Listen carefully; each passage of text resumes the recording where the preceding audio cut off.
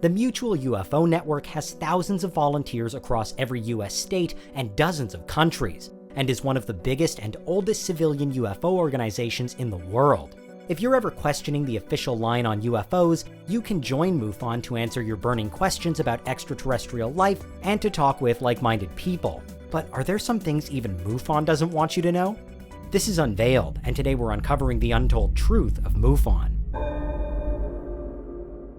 Are you a fiend for facts? Are you constantly curious? Then why not subscribe to Unveiled for more clips like this one, and ring the bell for more fascinating content. MUFON was established on May 31st, 1969, as a new way to chart UFO sightings, but it certainly wasn't the first organization of its kind. While MUFON itself had reasonably modest beginnings, starting off as just the Midwest UFO Network, many of its founding members had actually already gained alien hunting experience via different, smaller networks. Other groups that predated or briefly existed alongside MUFON, for example, were NICAP, or the National Investigations Committee on Aerial Phenomena, the Civilian Saucer Intelligence, and APRO, the Aerial Phenomena Research Organization. APRO was the longest-lived of these early agencies, which all began in the 1950s, but it still ended in 1988. For better or worse then, for the last 50 years, MUFON has been the foremost public UFO investigation group. But what does MUFON actually do? Among its roughly 4,000 members, MUFON has enlisted more than 600 field investigators. To become a field investigator, you have to complete various exams written by MUFON and embark on a short course, or boot camp, in the Arizona desert, which cost $150 in 2020, not including your travel or accommodation. It's these trained investigators, though, who go through the UFO sightings the group is inundated with all year round. They're primarily tasked with determining which ones can be easily debunked, and which can't. Away from the day job, there's also an annual MUFON symposium where the latest research is shared with other paying members. Then there's plenty of MUFON-branded merchandise to get your hands on, and there's even a 3-tier subscription service including MUFON TV, which grants access to the group's vast video archive. The benefits of an organization like MUFON are its dedication to transparency and getting the truth out there. Even locked behind a membership fee, MUFON's ever-growing database is still more accessible than high-security jobs at the top of NASA or the US Air Force, where you'd expect more official data on aliens to exist. Often, we don't even know when major governmental investigations into UFOs have been carried out until they get declassified after the fact.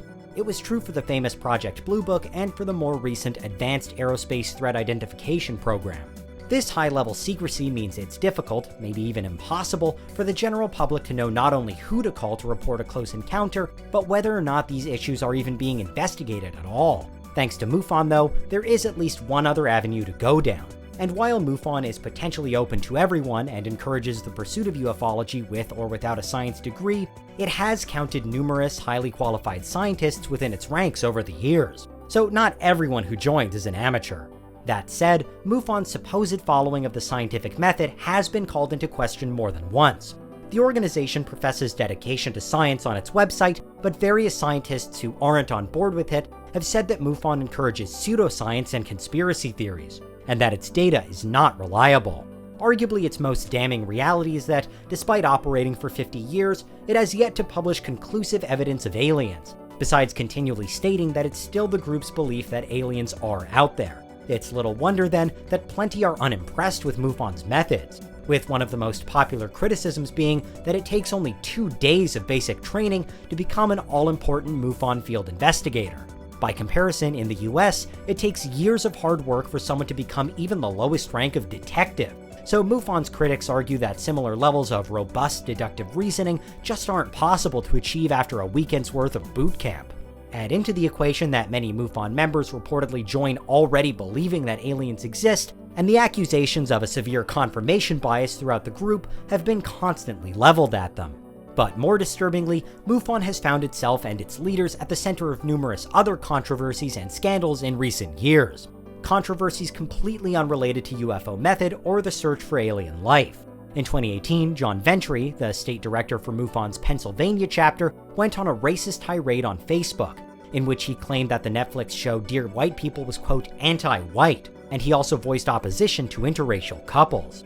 Despite widespread calls for Ventry to be dealt with, MUFON's other directors appeared hesitant to criticize him or anyone else with similar beliefs within the group. The lack of action led many of MUFON's legitimate scientists, including Dr. Chris Cogswell, to resign in outrage. Cogswell had been made MUFON's director of research, but said in a public statement on Twitter that, despite Ventry eventually being stripped of his title, he was still an active member of the group, and was even in charge of organizing that year's symposium. Other directors have also stepped down due to Ventry and MUFON's reported connections to various far-right donors. One person who was slow to criticize Ventry at the time was executive director Jan Harzan, who blamed social media rather than bigotry for the backlash against Ventry. But in July 2020, Harzan found himself at the center of a scandal of his own making. He was arrested in California for attempting to solicit sexual activity with a detective he had believed was a minor. And it wasn't his only offense, with the police reporting that he'd committed, quote, multiple felonies. MUFON's board of directors swiftly fired Harzan and said, quote, he will no longer serve any role in the organization. Cutting ties with Harzan and at long last Ventry might mean that MUFON can get back to what it was originally there for, watching the skies to freely investigate UFO claims. And it should be said that many of MUFON's on-the-ground members, those who go to local meetings but aren't involved in managing the group, have spoken out against the likes of Ventry and Harzan. The organization also takes a relatively decentralized approach, so MUFON's many chapters mostly work independently of each other without taking orders from on high, meaning there could be opportunities to rebuild. As a collective, however, MUFON now has many high-profile scandals to contend with, which have triggered mass resignations in recent years. So it's easy to wonder if, at more than 50 years old, the Mutual UFO Network hasn't now run its course. Perhaps more contemporary, more outwardly scientific groups should come to the fore of civilian UFO investigation. Clearly, in the internet age, publishing potential evidence for the existence of aliens is easier than ever, so the future of such a group looks to be very different to what it was in the past. Until we have solid proof that aliens do or don't exist, people are always going to be interested in investigating and theorizing on UFOs. But it's unclear if large, publicly run groups like this one are still fit for purpose. And that's the untold truth of MUFON. What do you think? Is there anything we missed? Let us know in the comments, check out these other clips from Unveiled, and make sure you subscribe and ring the bell for our latest content.